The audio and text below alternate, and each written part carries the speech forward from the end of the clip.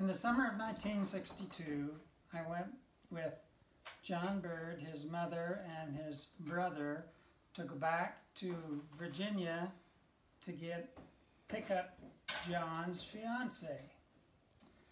Then we all went in this car and shared driving time and went through. So when we went back there, we decided to go over to Washington, D.C., and they were doing some other sightseeing, and so I went up to this Capitol, the U.S. Capitol, and did some sightseeing there, and then I wanted to go down to the Washington Monument. And so it didn't look very far from the Capitol down there, but it's quite a ways.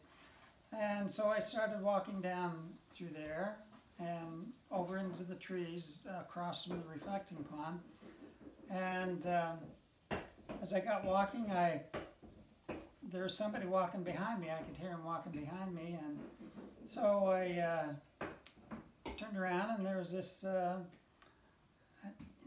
black fellow, colored fellow there, and so we got talking, and he asked me where I was from, and I told him, and asked him where he was from, and he told me, and then we just kind of had a good conversation, and then he said, "Where are you going?" And I said, "I'm going down to the Washington Monument." And he said, "Hey, I can get you in there without waiting in that big line to go up the elevator."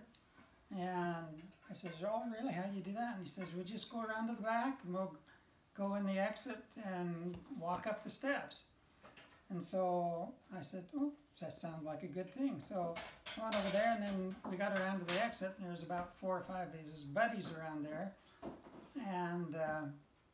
And so they introduced me, and then sure enough, we just opened the exit door and walked up the back steps all the way to the top of the Washington Monument, and did a sightseeing, and it was really fun, and had a good time. And then when we came down, they said goodbye, and I said goodbye. And then later on, after I got home, I realized that it was the week before the big Freedom March on Washington, D.C. with Martin Luther King and I Have a Dream speech and everything else. And the people in that area were all kind of scared. They all knew about it, and they were all kind of frightened. What's going to happen? What's going to happen?